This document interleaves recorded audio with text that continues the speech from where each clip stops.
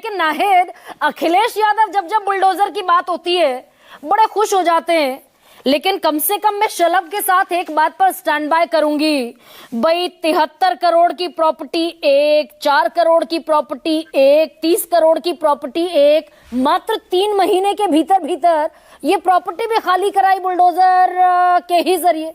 अवैध निर्माण था, नहीं तकरीबन 1 अरब की प्रॉपर्टी, 1 अरब से भी ज्यादा। गरिमा जी, माननीय अखिलेश यादव जी की अगर आप बात करें, हमेशा से शुरू से माननीय अखिलेश यादव जी कहते रहे कि बुलडोजर का जो एक्शन है ये असंवैधानिक है, अमानवीय एक्शन है। आज वही बात माननीय सुप्रीम कोर्ट भी कह रहा है। और आप खुद बता रहे हैं, आपने तो सारे विश्लेषण में अपनी बातें खुद ही कले खोल दी, भाजपा सरकार की सारी बातें आपने खोल कर रख दी।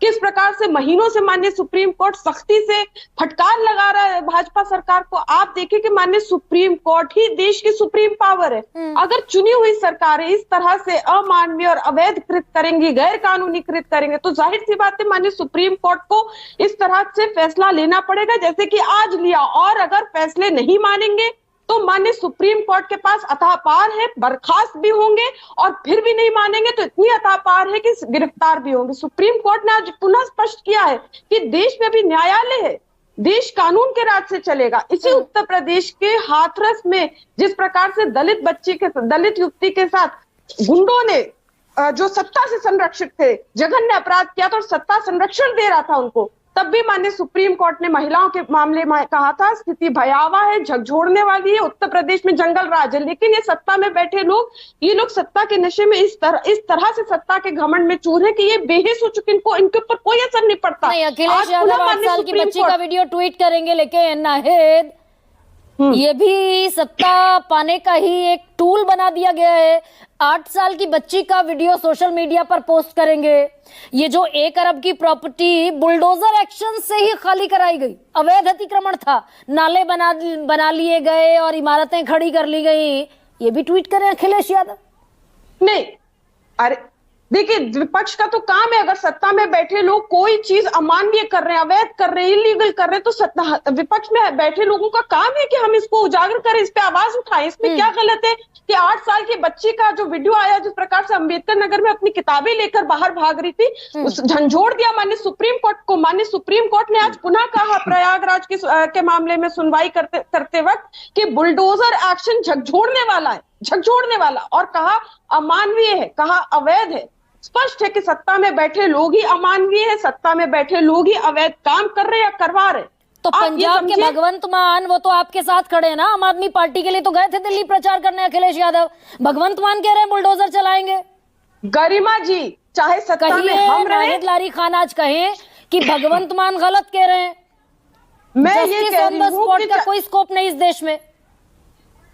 गरिमा जी, चाहे सत्ता में हम हो, चाहे सत्ता में आप हो, चाहे सत्ता में कांग्रेस हो, चाहे सत्ता में कोई बैठा हो, हर किसी को माननीय सुप्रीम कोर्ट के द्वारा जो गाइडलाइंस है उसका पालन करना पड़ेगा। भगवंत मान गलत कह रहे हैं ना, जस्टिस ऑन द स्पॉट नहीं हो सकता ना देश में। ये जस्टिस ऑन द स्पॉट की प्रक्रिया होनी नहीं चाहिए, देश संविधान से चलेगा। मैं तो ये कह रही हूं, जिस प्रकार से केंद्र सरकार, आपका चैनल तो आप स्वयं हमेशा बुलडोजर एक्शन का आपने खंडन किया, आपके चैनल ने खंडन किया, आपके जैसे बहुत से पत्रकार हैं, हमारे साथी पत्रकार यहाँ बैठे हैं, मनोज जी वरिष्ठ पत्रकार है, इस तरह के पत्रकार भी हैं जो हमेशा से खंडन करते रहे बुलडोजर एक्शन का। लेकिन उत्तर प्रदेश की अमानवीय सरकार को, जिसको आज मुहर लगा दी माननीय सुप्रीम कोर्ट ने कि अवैध, अमानवीय, इस तरह का, एक सेकंड मुझे दीजिए तो अब ये तो क्योंकि उत्तर प्रदेश में तो लड़ाई पॉलिटिकल है, बीजेपी जाएगी तो समाजवादी पार्टी के आने की उम्मीद उसे दिख रही है। अब पंजाब में भगवंत मान भी उतना ही अनकॉन्स्टिट्यूशनल काम कर रहे हैं क्या? असंवैधानिक है ना भगवंत मान का डिसीजन। गरिमा जी, एक सेकंड में इंपॉर्टेंट बात कर रही हूँ। जिस प्रकार से उत्तर प्रदेश सरकार का और हर काम के, उत्तर प्रदेश सरकार के हर काम का केंद्र सरकार ने महिमा मंडन किया और कहा है बहुत अच्छा, बहुत अच्छा। मैं तो माननीय सुप्रीम कोर्ट से अपील करती हूँ कि उन केंद्र सरकार को भी दोषी माने। किस प्रकार से अमानवीय काम का, इलीगल और अमानवीय काम का किस प्रकार से महिमा मंडन करते रहे, और साथ ही केंद्र सरकार को माफी मांगनी चाहिए देश से, प्रदेश से, कि वो अमानवीय काम का महिमा मंडन करते रहे। और इसी बात को, इसी कॉन्टेक्स्ट, इसी बात को संज्ञान में लेते हुए उत्तर प्रदेश की सरकार को अविलंब बर्खास्त करना चाहिए। केंद्र सरकार को तभी कानून के निगाह में और माननीय सुप्रीम कोर्ट की निगाह में केंद्र सरकार की छवि उज्जवल हो जाएगी। आप बार देखिए, कह इसी दीजिए उत्तर प्रदेश फिर में नाहिद। अभी हाथरस में क्या हुआ, एक सेकंड मुझे मौका दीजिए। दिया नहीं, मैंने एक मौका सेकंड, दिया केवल एक आपको सेकंड। अपने पॉलिटिकल राइवलरी हाथरस में को, अपनी देखिए। पॉलिटिकल राइवलरी को स्टैब्लिश करने का मौका दिया मैंने नाहिद को, लेकिन एक बार भगवंत मान का नाम लेकर कह पाने की भाई ये हिम्मत भी होनी चाहिए क्या